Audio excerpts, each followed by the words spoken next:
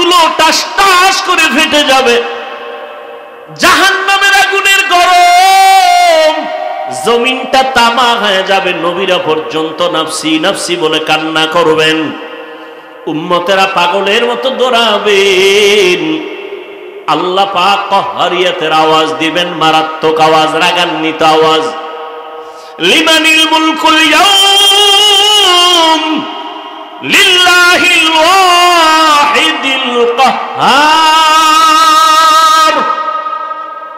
আল্লাহ পাক যখন কুদরতি আওয়াজটা রাগান্বিত হালাতে দিবেন, আজকের দিনের রাজত্ব কার বলিয়া হাসরের ময়দানটা থরথর থরথর করে কেঁপে উঠবে। নবীরা পর্যন্ত গুনাহ নাই কিন্তু কান্না শুরু করবেন। মুসা নবী কাঁদবেন, আল্লাহ আমার উপায় কি হবে? ঈসা নবী কান্না করবেন, আমার কি উপায় হবে? ইব্রাহিম নবী কান্না করবেন, আমার উপায় কি হবে? আদম নবী কান্না করবেন, আমার কি উপায় হবে?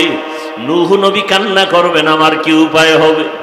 আল্লাহর নবী আম্মা জান আয়েশাকে বলেন, ও আয়েশা, কিয়ামতের দিন উম্মতেরা পাগলের মতো দৌড়ায়, কোন নবী তাদের একটু সান্ত্বনাও দেয় না।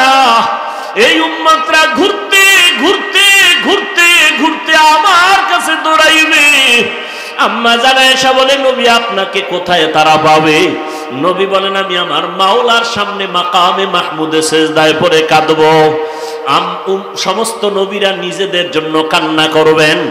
আদম নবী বলবেন, আল্লাহ আমাকে বাঁচাও। মুসা নবী নিজের চিন্তায় কাঁদবেন, ঈসা নবী নিজের চিন্তায় কান্না করবেন। আমি মুহাম্মদ আল্লাহর দরবারে কান্না করে একবারও বলবো না, আল্লাহ আমারে বাঁচাও, একবারও আমি বলবো না। আমি আল্লাহর কাছে কদমে পড়ে কাঁদবো আর বলবো, আল্লাহ আমার উম্মতের বাঁচাও, আমার উম্মতের বাঁচাও, আমার একটা উম্মত যেন জাহান্নামে না যায়। ওই জাহান্নামে যদি ধরিয়া ফেলায় আমার উম্মত, আমি জান্নাতে যাব না।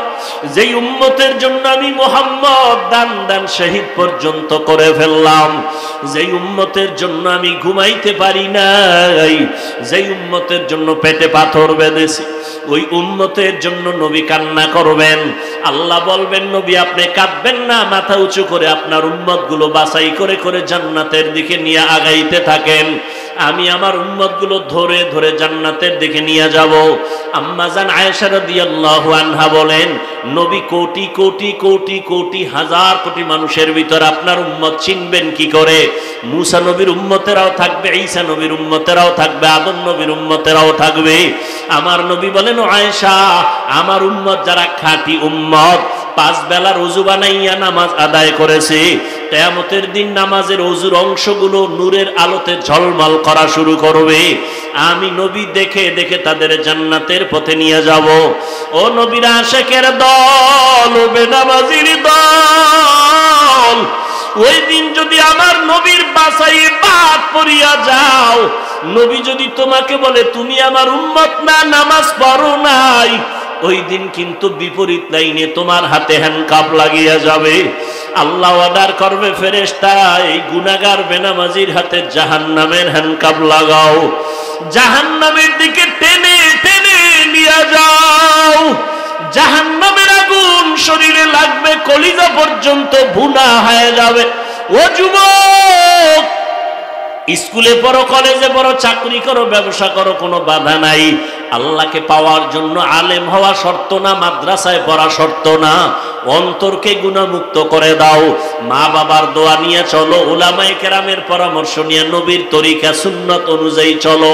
জীবনে জবান দিয়া কাউকে কষ্ট দিও না, মা বাবারে কষ্ট দিও না, তোমার ব্যবহার দিয়া মুরব্বী উলামায়ে কেরামের কষ্ট দিও না। নবীর তরিকা মানিয়া চলো। তোমার মতো কত যুবক জীবনে মাদ্রাসায় পড়ে নাই, স্কুল কলেজে জেনারেল লাইনে থাকিয়া রাস্তায় গাড়ি চালায়, নামাজ পড়ে, তুমি কেন পারবা না রে বাবা? তোমার মতো যুবক তাকায়া দেখো, দোকানদারি করে, ব্যবসা করে, চাকরি করে, নামাজ ছাড়ে না, তুমি কেন পারবা না?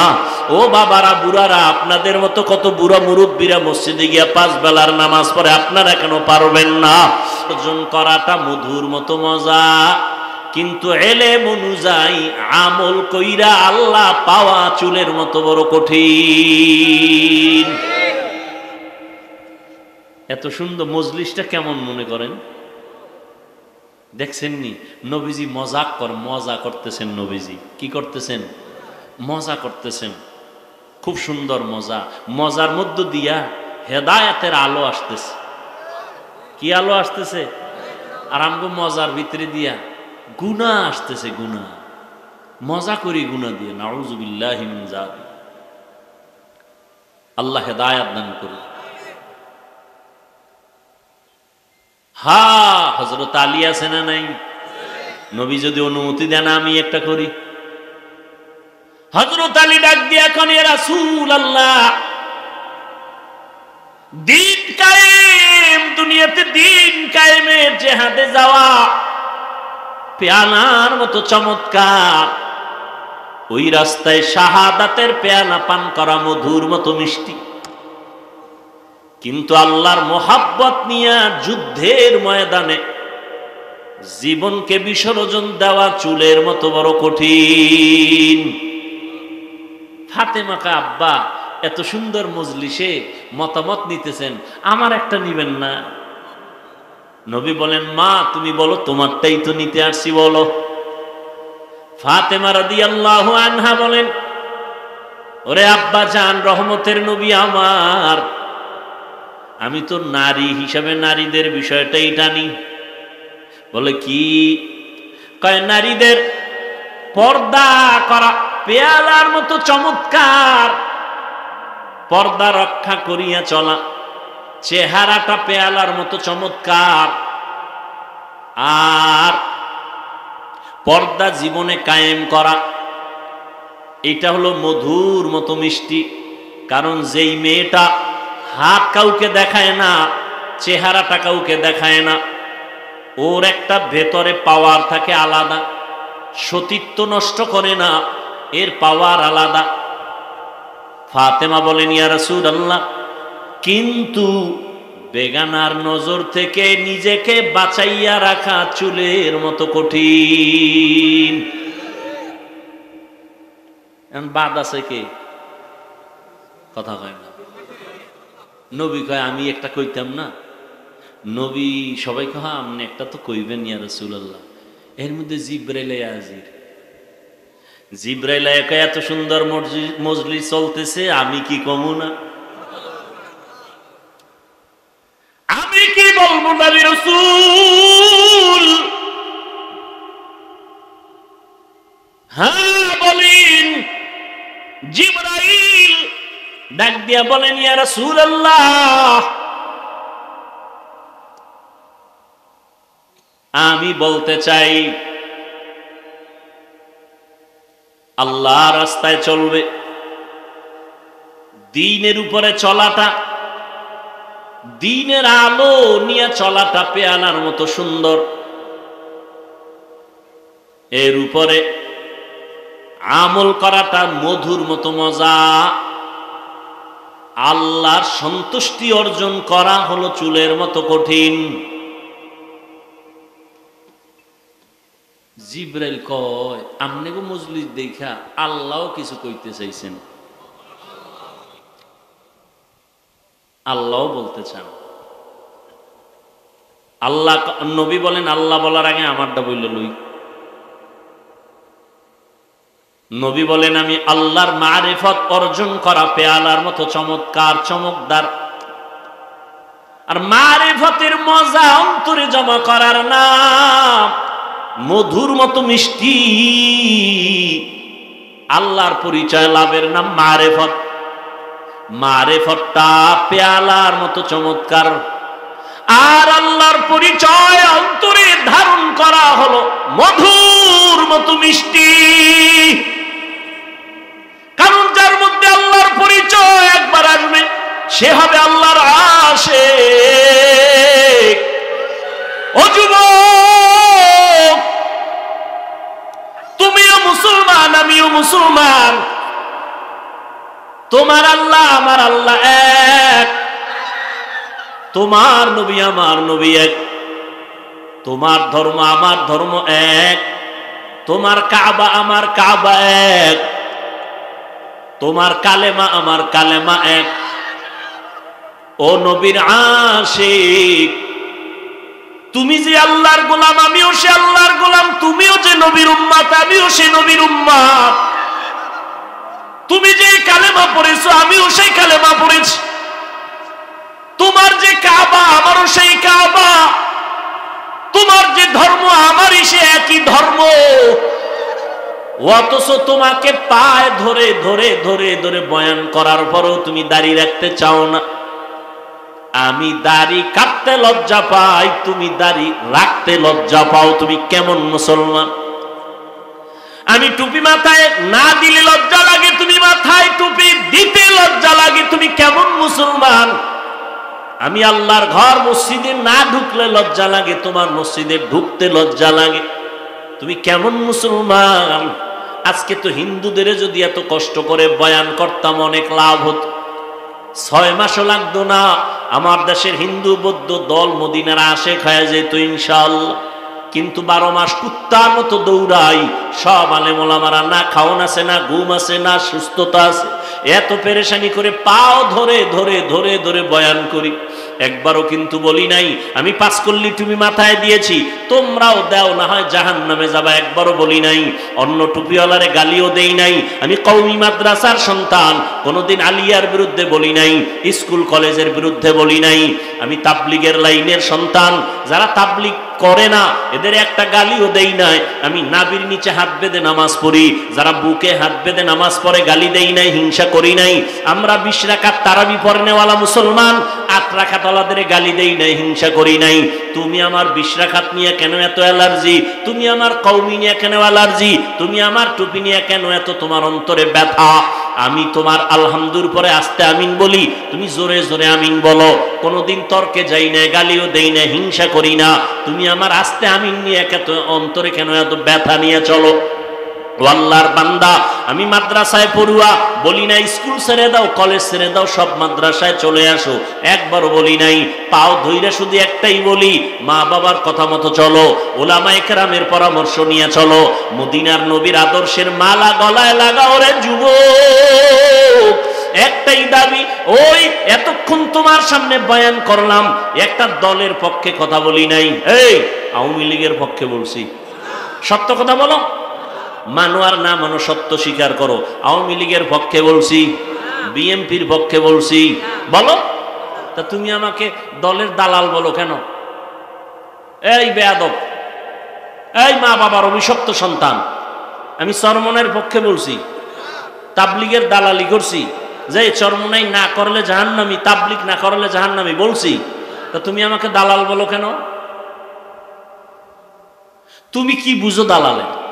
এই বেটা, মদখোরের কাছে আলেম ওলামারা যদি যায়, আর যদি আলেম ওলামা মদখোরের তালে হইরা মদ পান করে, তখন তুমি বলতে পারো এই আলেমরা মদখোরের গোলাম। কিন্তু এমন যদি হয় আলেমরা যাওয়ার কারণে মদখোর হুজুরদের লাইনে টুপি পরছে, দাড়ি রাখছে, নামাজ পড়ে, বিএমপির সাথে ওলামায়ে কেরাম যাওয়ার কারণে যদি ইসলামের উপকার হয়, তো তুমি দালাল বলবে কেন? আওয়ামী লীগের কাছে হাটহাজারীর হুজুর গেছেন, কওমি মাদ্রাসার স্বীকৃতি নিছেন, ইসলামের দাবি পূরণের জন্য যদি যান, তুমি দালাল বলবা? কি পেয়েছো? এই বেয়াদবি, এই দুঃসাহস কে তোমাকে দিয়েছে? ক্লাস 5-এ পড়ে, আলিয়ায় দাখিল পড়ে, কওমি মাদ্রাসায় কাফিয়া শারহে বেকায়া পড়ে, এরকম কিছু বেয়াদব ফেসবুকে একজন বড় আলেমের নামে ফট করে লিখে দেয় দালাল। আল্লাহ হেদায়েত দান করুন। আল্লাহ, এরে যুবক, রহমতের নবী বলেন, আল্লাহর মারিফত অর্জন করা পেয়ালার মতো মজা। মারিফতের মজা যখন অন্তরে লাগবে তখন মধুর মতো মিষ্টি। আল্লাহকে যখন চিনতে পারবা তখন তোমাকে জীবনে কেউ জীবন নিয়ে নিবে, কিন্তু ঈমান কেড়ে নিতে পারবে না। ফিলিস্তিনের দিকে তাকাও, ইসরায়েলি জালেমের গোষ্ঠী ফিলিস্তিনের উপর আক্রমণ, বলে জমিন ছেড়ে দাও, বাইতুল মাকদিস আমাদের হাতে দাও। মুসলমান বলে, আল্লাহর জমিনে আছি, তোমাদেরটা খাই না, আল্লাহ রিজিক দেন, জীবনটা দিয়া দিব, কিন্তু আল্লাহর ঘর হেফাজতে পিছপা হব না। আল্লাহ 5টা জিনিসের দ্বারা পরীক্ষা নিবেন। 1 নাম্বার হলো ভয়। ভয় ভয় ভয়টা আবার 2 প্রকার, আল্লাহর পক্ষ থেকে ভয়, বান্দার পক্ষ থেকে ভয়। বুঝেননি? এই ভয়ের উপরে যদি আলোচনা করি আরো 1-1.5 ঘন্টা চলে যাবে, ছেড়ে দিলাম। এই ভয়টাকেই বলে তাকওয়া। قال النبي صلى الله عليه وآله وسلم اتق المحارم تكن أعبد الناس। রহমতের নবী বলেন, তোমরা গুনার হারাম অবৈধ জিনিস থেকে নিজেকে বাঁচাও, তো মানুষের কাছে আল্লাহর কাছে দামি হয়ে যাবে। এই ভয়ের নাম তাকওয়া। যারা ভয়টা করবে তাদের নাম মুত্তাকি। আল্লাহ পাক রব্বুল আলামিন এই ভয় অন্তরে জমা করার কথা বলছেন। অর্জন করা লাগবে, অন্য জায়গা থেকে নিজে নিজে অর্জন করা যায় না। এই তাকওয়া যাদের অন্তরে থাকবে আল্লাহ তাদেরকে দুনিয়াতে 6টা পুরস্কার দিবেন, পরকালে দিবেন 2টা। পরকালের প্রথম পুরস্কার বিনা হিসাবে জান্নাত। পরকালে দ্বিতীয় পুরস্কার হলো পর্দা ছাড়া ডাইরেক্ট আমার আল্লাহর সাথে হবে মোলাকাত। ডাইরেক্ট আল্লাহর সাথে মোলাকাত হবে। জিব্রাইলের মন্তব্যটা হইছে না হয় নাই? নবীরটা বাকির লোকারটা। আল্লাহ বলেন, জিব্রাইল বলো, এত সুন্দর চমকদার মজলিসের মধ্যে আমি আল্লাহ একটা মত দিতে চাই। 4 খলিফা আমার নবীর কলিজা ফাতেমা, আমার রহমতের বন্ধু রহমতের নবীরে জানায় দাও, জান্নাতটা কিন্তু পেয়ালার মতো চমকদার হবে, এত সুন্দর। আর জান্নাতের ভেতরের নাজ নিয়ামত হবে মধুর মতো মজা, এত মজা। জান্নাতের মধ্যে কোনো অশান্তি নাই, কোনো বাথরুম নাই। আল্লাহ তাআলা হুর দিবেন 70টা করে, এমন সুন্দর রুম আল্লাহ সাজাইছেন, মধুর মতো মজা। কিন্তু এই জান্নাত পাওয়ার জন্য যে কাজগুলো করা লাগবে, কাজ দুনিয়াতে করা চুলের মতো বড় কঠিন। হ্যাঁ, 2 নাম্বার পরীক্ষা হবে আল্লাহর পক্ষ থেকে ওয়াল জু', ক্ষুধার মাধ্যমে। ইমাম শাফিঈ রাহমাতুল্লাহ আলাইহি বলেন, এখানে ক্ষুধা দ্বারা উদ্দেশ্য হলো রোজা। যেমন গত রমাজানে অনেক মুসলমান এখানে আছে রোজা রাখে নাই, চায়ের দোকানে বৈশা গল্প করছে আর বলছে রোজা রাখো না কেন? বলে আমার ঘরে কি ভাতের অভাব, আমি রোজা রাখবো কেন? এরকম কুলাঙ্গার চাঁদপুরে নাই? আমরা কি আসলে ভাতের অভাবে রোজা রাখছি? হ্যাঁ, ওরে রোজা তো হিন্দুরাও রাখে, খ্রিস্টানেরাও রোজা রাখে, ইহুদিরাও রোজা রাখে, তবে তাদের নাম আলাদা, সিস্টেম আলাদা। তাদের নাম হলো না খাওয়ার সাধনা। না খাওয়ার সাধনা হিন্দুরাও করে, বৌদ্ধরাও করে, ইহুদিরাও করে, খ্রিস্টানেরাও করে, সব ধর্মে আছে। আমাদেরটা না খাওয়ার সাধনা না, আমাদের সাধনা হলো না খাওয়ার মাধ্যমে আল্লাহ পাওয়ার সাধনা। ইয়া আইয়ুহাল্লাযীনা আমানু, ও মুমিন, কুতিবা আলাইকুমুস সিয়াম কামা কুতিবা আলাল্লাযীনা মিন ক্বাবলিকুম লাআল্লাকুম তাত্তাকুন। ক্ষুধার মাধ্যমে আল্লাহ পরীক্ষা নিবেন। ওরে শুধু কি সওয়াবের কথা? ওরে শুনো না, এই মোবাইল যারা চালাও, আজকে বাসায় গিয়ে গুগলে সার্চ দিও, গুগলে সার্চ দিও রোজার দ্বারা শরীরের ফায়দা কি। সমস্ত চিকিৎসা বিজ্ঞানীরা একমত, শরীর কন্ট্রোলিং পাওয়ার যা আছে, আল্লাহর কুদরতি কিছু পাওয়ার, এর মধ্যে একটা পাওয়ার শরীরের ব্যালেন্স ঠিক রাখার জন্য আল্লাহর পক্ষ থেকে অপরিহার্য একটা আইন হলো রোজা। শরীর সুস্থ থাকার একটা অপরিহার্য আইন, একটা নিয়ম, একটা ঔষধ রোজা। কপাল পরারা রোজারে বানাইছে রোগের কারণ, কারণ রোজা রাখলে গ্যাস বাড়ে, রোগ বাড়ে, অথচ আল্লাহ পাক এই রোজা দিছেন রোগের ঔষধ, আর হে ঔষধের বানাইছে রোগ। কত বড় নিমক হারাম। আর রসুল শুধু কি রমাজান আরাফার রোজা রাখছেন, আশুরার রোজা রাখছেন, আসতেছে মুহররমের রোজা, আশুরার রোজা। রহমতের নবী সোমবার বৃহস্পতিবার সপ্তাহে রোজা রাখতেন।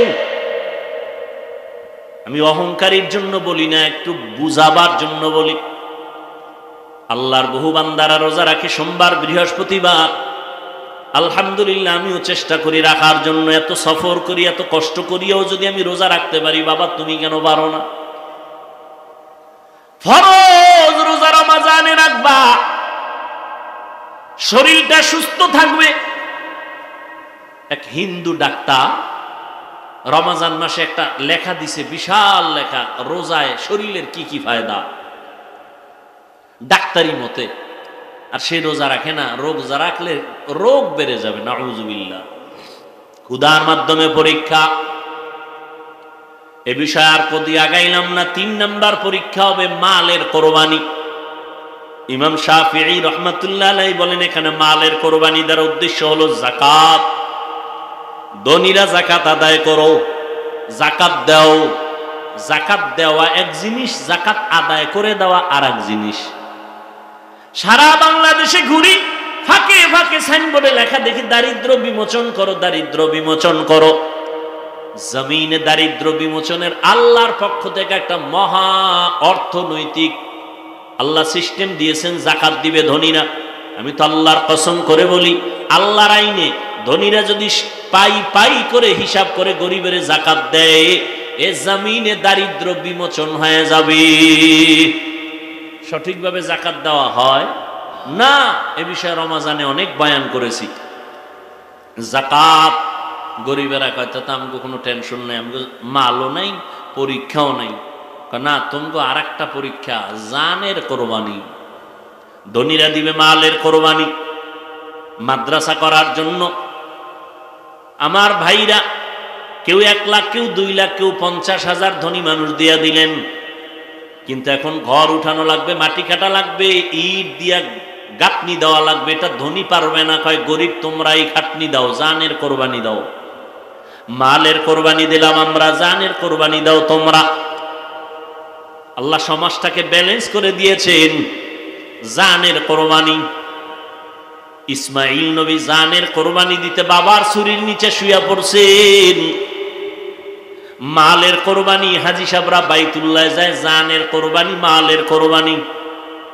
নামাজে দাঁড়াও বান্দা, এখানে মালও লাগে, জানও লাগে। ইবাদতে মালি, ইবাদতে বদনি। ও বান্দা, তুমি আল্লাহর দেওয়া জিনিস আল্লাহর পথে ব্যয় করো, কোরবান করো। ইন্না সলাতি ওয়া নুসুকি ওয়া মাহইয়ায়া ওয়া মামাতি লিল্লাহ ওয়া মামাতি লিল্লাহি রাব্বিল আলামিন। 5 নাম্বার পরীক্ষা হলো ফলের মাধ্যমে, আস-সামারাত। ইমাম শাফিঈ রাহমাতুল্লাহ আলাইহি বলেন, এখানে ফল দ্বারা উদ্দেশ্য হলো সন্তান। কারণ জমিনে যত মা আছে, মা, কোরআন শরীফে আল্লাহ তাদেরকে বলছে এরা ফসল উৎপাদনের ক্ষেত, আর ওই ক্ষেতের ফসল হলো সন্তান। ফসল সন্তান, আল্লাহ ফলের পরীক্ষা নিবেন। সন্তান আল্লাহ কাউকে দিবেন না, এটাও পরীক্ষা। কাউকে দিবেন, এটাও পরীক্ষা। আবার কাউকে দিয়া নিয়ে যাবেন, এটাও পরীক্ষা। সন্তান দেওয়ার ক্ষমতা আল্লাহর, নেওয়ার ক্ষমতাও আল্লাহর। ছেলে দেয় আল্লাহ, মেয়ে দেয় আল্লাহ, ঠিক নেই? আল্লাহ পরীক্ষা করেন। লিল্লাহি মুলকুস সামাওয়াতি ওয়াল আরদ ইয়াহাবু লিমান ইয়াশাউ ইনাসাও ওয়া ইয়াহাবু লিমান ইয়াশাউ যুকুর আও ইউযাওবিজুহুম যুকরানাও ওয়া ইনাসা ওয়া ইয়াজআলু মান ইয়াশাউ আকিমা ইন্নাহু আলিমুন কাদির। আল্লাহ বলেন, আসমান জমিনের চাবিকাঠি ক্ষমতা আমার হাতে। আমি আল্লাহ কাউকে ছেলে দেই, কাউকে মেয়ে দেই, কাউকে দোনোটা দেই, কাউকে কোনোটাই দেই না। পরীক্ষা কার? ছেলে সন্তানকে দেন, আল্লাহ দিয়ে নিয়ে যান। সাহাবী যুদ্ধের ময়দানে হাজির, ঘরের মধ্যে স্ত্রী আর বাচ্চা, একটার কেউ নাই। সাহাবী যুদ্ধের ময়দানে চলে গেলেন। যুদ্ধ শেষ করে গাজীর মর্যাদা নিয়ে বাড়ি আসলেন।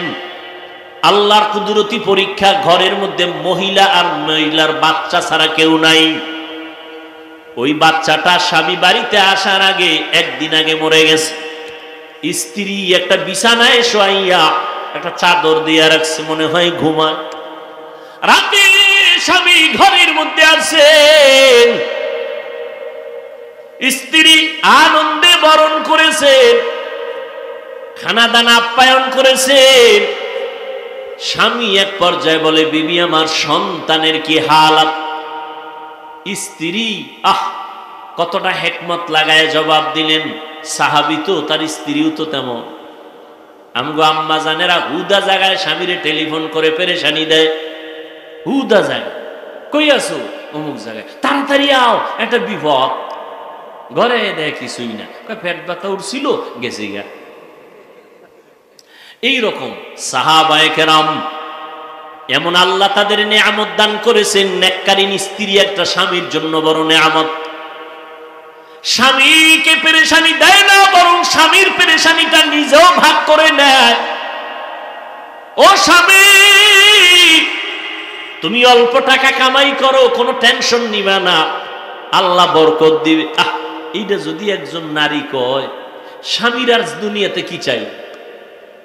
ঈদে জামা কাপড় আনতে পারে না, স্বামীর মাথা গরম, একা একা পারে না, মইরা যায়, কান্না করে।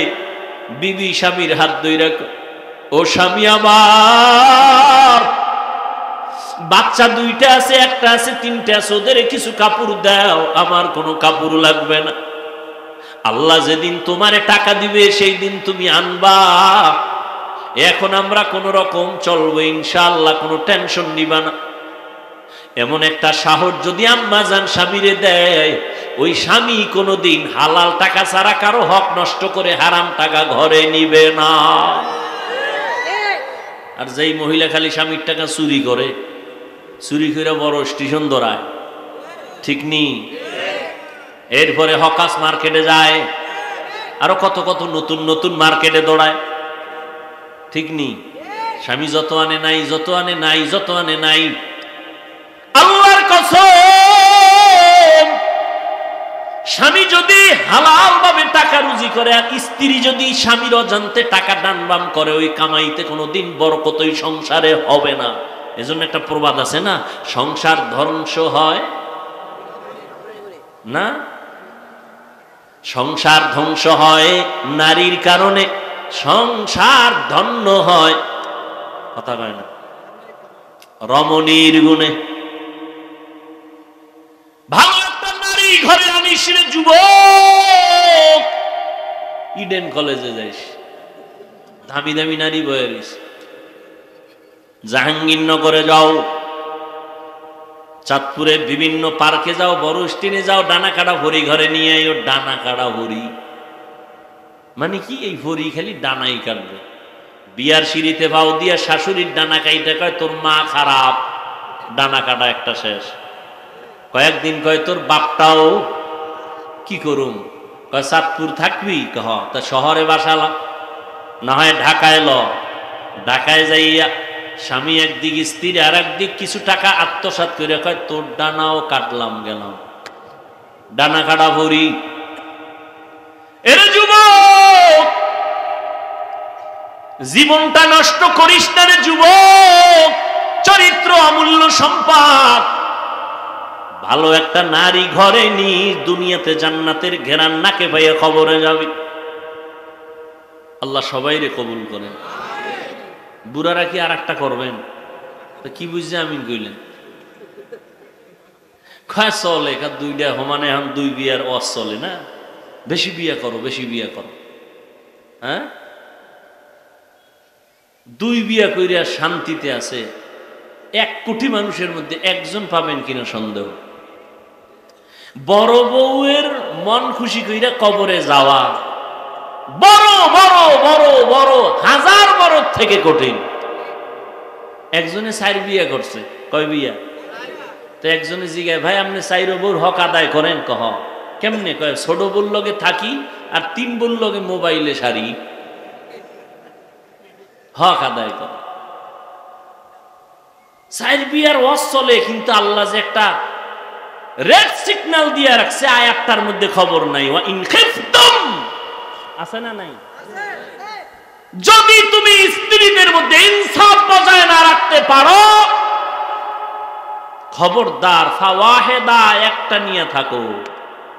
না হয় স্ত্রী তোমার জাহান্নামে যাওয়ার কারণ হয়ে যাবে। আল্লাহ মাফ করুন। সব ধ্বংসের পেছনে মোবাইল।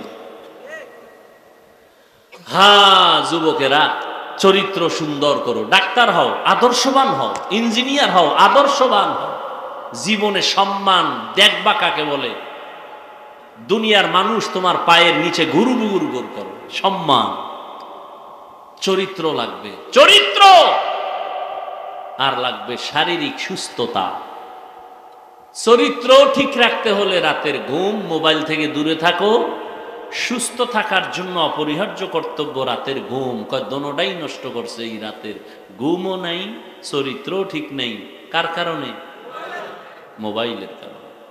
রাতের ঘুম নাই তো শরীর নষ্ট। দেখো না, কার্টুন দেখতে দেখতে যুবক নিজেই কার্টুন হয়ে গেছে। চেহারার মধ্যে কোনো উজ্জ্বলতা নেই, তাকাইলে মায়া লাগে না। মাত্র 25, 26, 27 বছর বয়স যুবকের চেহারা ভাল্লুকের মতো, চুলগুলো উল্লুকের মতো। কবিরা গুনাহ করে সারা রাত। আর এখন নতুন মরণের আর এক ফাঁদের নাম বাইক। কি বাইক? ওখানে বইলেই শরীর খালি আগুন লাগে, আগুন গরম হয়। আর পেছনে যদি বিপরীত পার্স থাকে তো আরো আগুন।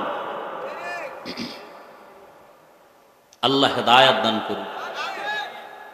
আবার ঢুকেও যায় ট্রাকের তলে নেই, একসাথে 2 জন, 11 জন। আহা, আল্লাহ হেদায়াত দান করুন। এর যুবক ভালো করে বুঝো, আল্লাহর মোহাব্বত নিয়া জীবনটারে সুন্দর করে আগাও। সাহাবী যখন বলে আমার সন্তান কই, মরে গেছে, কয় না, কয় আমার সন্তান ঘুমায়। আসলে তো মরে গেছে। যদি এখন বলি স্বামীর মনটা খারাপ হবে, যুদ্ধ পরিচালনা করে আনছে, স্ত্রী সান্ত্বনা দিছে, ঘুমায় তো বাবাও নিশ্চিন্তায় ঘুমায় গেছে। ফজরের আজান হয়ে গেল, দুজন উঠে ফজরের নামাজ আদায় করে। এবার স্ত্রী স্বামী ডাক দিয়া কয়, স্বামী আমার মনটা খুশি নি। বলে খুশি? একটা কথা বলবো, শুনবেন নি? কয় শুনবো। মনে কষ্ট নিবেন না তো? কয় না। শুনেন, আপনারা খেয়াল করেননি, আমি 2 মিনিটে মোনাজাত দেব একটু। আর যারা গুনা টুনা নেই, এগো মোনাজাতেরও কি নেই, দরকার নেই। স্ত্রী ডাক দিয়া বলে, স্বামী আমার, কেউ যদি আপনার কাছে কোনো জিনিস আমানত রাখে, রাখবেন নি? কয় রাখবেন। সময় মতো চাইলে দিবেন নি? কয় দিব। ও পর্দার আড়ালের আম্মা জান, বোনেরা, আপনাদের মতো কত মা, কত বোনেরা মোবাইলে সময় নষ্ট করে না, স্বামীর মাল নষ্ট করে না। 5 ওয়াক্ত নামাজ পড়ে, স্বামীর মাল হেফাজত করে, নামাজ পড়ে কান্না করে, সন্তানগুলোকে আদর্শওয়ালা বানানোর জন্য চেষ্টা করে। ও বাবারা, যুবকরা তওবা করে নাও। জীবনে তো কম নামাজ ছাড়ো নাই, বেপরদায় কম চলো নাই, মনের চাহিদা পূরণে গুনাহ কম করো নাই। আজকে থেকে আল্লাহকে মনে মনে ডাকো আর বলো, হে মালিক, জীবনে তো বহু অন্যায় করেছি, আমার অন্যায়ের খবর মা বাবা আত্মীয় স্বজন কেউ জানে না। আজকে থেকে তওবা করে নিলাম, মরিয়া গেলে যাব, হায়াতের মালিক তুমি, ইজ্জতের মালিক তুমি। আর নামাজ ছাড়বো না, দাড়ি কাটবো না, বেপরদায় চলবো না, মা বাবারে কষ্ট দিব না, নবীজির তরিকা সুন্নত মানিয়ানো, ওলামায়ে কেরামের পরামর্শ নিয়ে চলবো। তওবা করার যদি অন্তর তৈরি হয়, মুনাফিকি না থাকে, তওবার খাঁটি নিয়ত যদি থাকে, 2টো হাত আমার আল্লাহকে দেখায়া দাও। আয় আল্লাহ, হাতগুলো কবুল করে নেন, তওবা কবুল করে নেন। আয় আল্লাহ, আমাদের তওবার উপরে মজবুত হইয়া চলার তৌফিক দান করেন, আমিন।